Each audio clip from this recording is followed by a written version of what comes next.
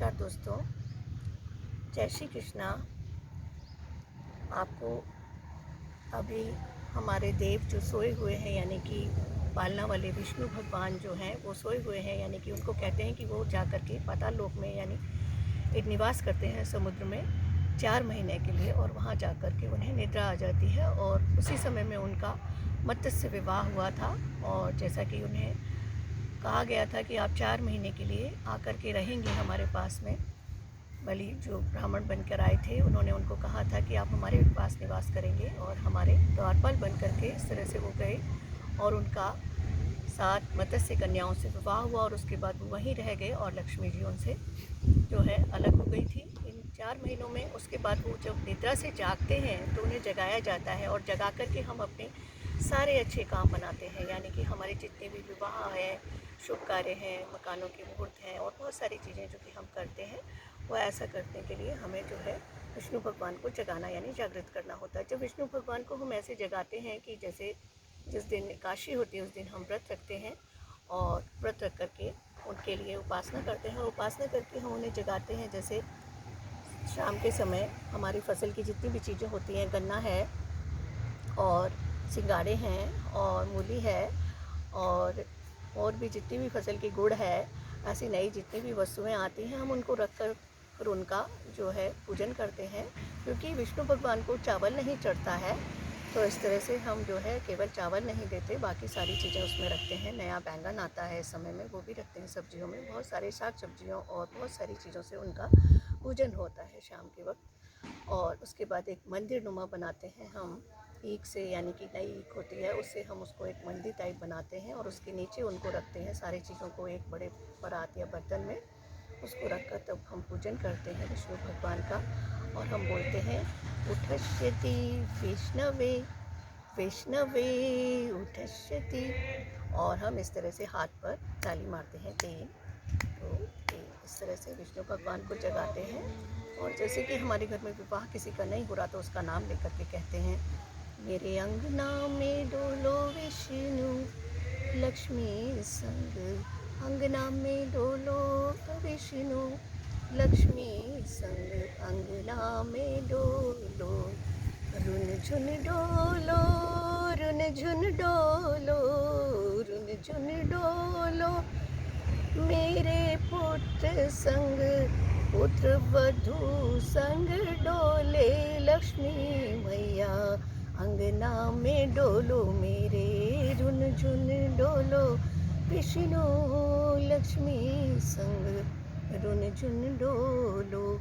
ऐसा बोलने के बाद यदि हमारे घर में संतान नहीं है, उसके हमारी बहू आ चुकी है या हम स्वयं हैं तो हमारी संतान नहीं, तो हम संतान के लिए बोलेंगे, विष्णु डोलो तुम लक्ष्मी डोलो, मेरे बच्चों के बच्चे डोले तुम रुनझुन डोलो, बच्चों के बच्चे संग डोले तुम रुनझुन डोलो।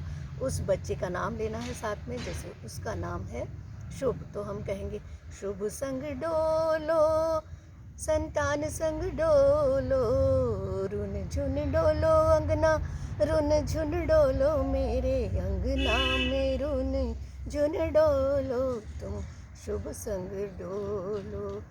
अगर हमारी बेटी का विवाह नहीं हुआ है तो हमें अपने दामाद के लिए कहना है, और अगर हमने उसका विवाह तय कर दिया है और उसका नाम हमें पता चल गया है तो हम उसका नाम, जैसे लव है उसका नाम, तो हम बोलेंगे रुन झुन डोलो विष्णु लक्ष्मी डोलो, मेरे जमाता संग डोलो तुम लव संग, अंगना में डोलो, अंगना में डोलो विष्णु डोलो, मेरे अंगना में जमाता संग डोलो। इस तरह से हमारी सारी मनोकामनाएं पूर्ण हो जाती है। हमारे घर में दामाद नहीं है दामाद आ जाता है, बहू नहीं है बहू आ जाती है। अगर हमारा स्वयं का विवाह नहीं हुआ है तो हम ऐसे बोलेंगे, मेरी जोड़ी संग डोलो, मेरी जोड़ी संग डोलो विष्णु रुन झुन डोलो तुम लक्ष्मी संग डोलो, मेरे अंगना में डोलो विष्णु लक्ष्मी तुम अंगना में रुन झुन डोलो। हम क्या चढ़ाएंगे, देखिए एक है खड़िया, इसे हम यहाँ पर लक्ष्मी जी के चरण बनाते हैं जैसे, तो हम इस तरह से चरण बनाएंगे पृथ्वी पर, और यूँ करके हमें उनके चरण बनाने हैं खड़िया से, और उसको गेरू से रंग देना है। इस तरह से हमें उनकी अंगूठा और उंगलियां बना करके और इस तरह से उसको डबल करना है और इसको अंदर आते हुए घर के अंदर इस तरह से हमें विष्णु और लक्ष्मी जी के चरण बनाने हैं, जिससे कि वो हमारे घर में प्रवेश कर रहे हैं और हम उनको अपने घर में ले जा रहे हैं। अंदर आते हुए इस तरह बनाने हैं। फिर हमें उन्हें मिश्री बहुत पसंद होती है, मिश्री जी का भोग लगाएंगे और दीपक जलाएंगे, कपूर से आरती करेंगे उनकी।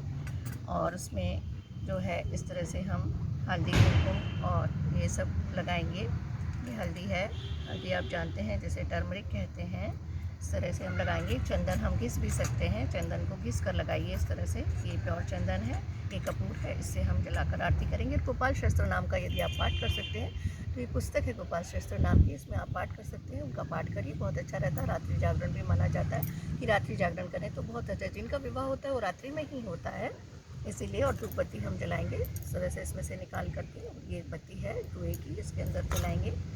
और हम अगर इनकी कथा पढ़ते हैं तो और अच्छा है कि हमें जो अभी मैंने आपको शॉर्ट में कथा सुनाई वो वाली आप कथा भी बोल सकते हैं। अगर आपको नहीं पता तो आप वीडियो भी ऑन करके सुन सकते हैं।